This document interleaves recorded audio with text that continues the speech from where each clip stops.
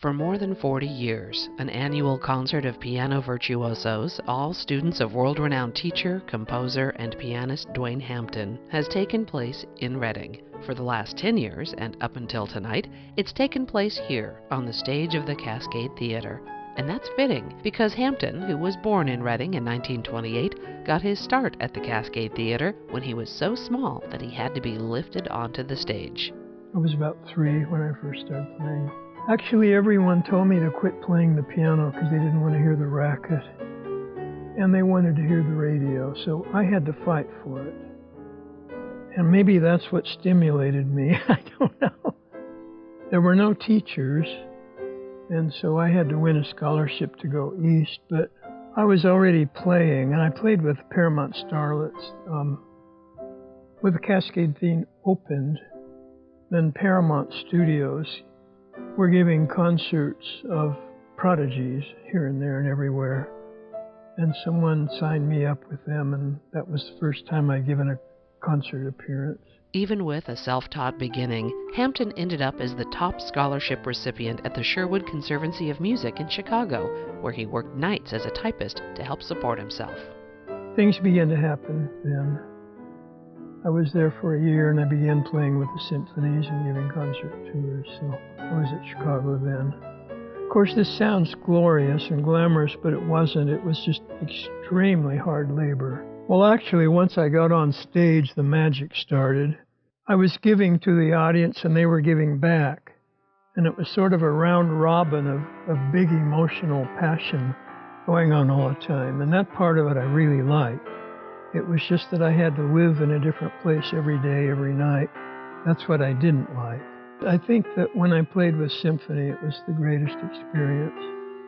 I know in Chicago, the stage is so huge, and by the time you got there, you were pretty rattled.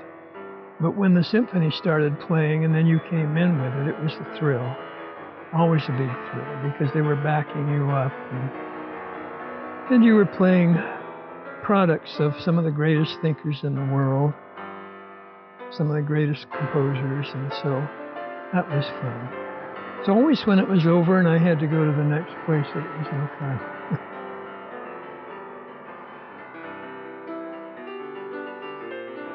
Teaching was more fun for me than touring. A different place every night. I wanted a home, you know, I wanted a steady place to live in. And so it wasn't working out too well for me. So I just threw the whole thing away, came to Reading, concertized out of here, got a lot of books published. People in Europe, East Coast, all over eventually were coming to Reading to work with me. 10 years ago, Joanne Halpin was taking notes on how many people I had taught, and we discovered I'd taught around 5,000 people at that time. And I studied with Schnabel. He was the greatest teacher of the last 100 years. And he studied with Leczytyski, who was a student of Liszt, etc. Goes all the way back to Bach, actually. He was a teacher of another teacher, who was a teacher of another one. And then who taught Beethoven. Beethoven taught a student who taught Franz Liszt. Franz Liszt taught my teacher. And then it just went like that, sort of like a family legend, as it were, as far as teaching students go. There's a fine line there between the passion and the memorization. So you have to be on top of that so that you don't get carried away. And that takes a lot of experience. You have to almost listen to yourself as you're doing the work, as if you were apart from yourself and keeping track of exactly where you are. Not every concert works with a passion, but every once in a while you get into a point where your understanding and your emotions sort of collide together, and you're imparting something to the audience where they're suddenly very quiet, and then they're listening very, very carefully, and it's as if you're talking to them directly, and then it seems like there's this huge, powerful, warm surge that comes toward you and goes out toward them and just goes around in a circle, out and back. And it made the whole thing worthwhile, at least for the moment. They say live in the moment, which I'm beginning to believe is a very good idea. Don't put it off.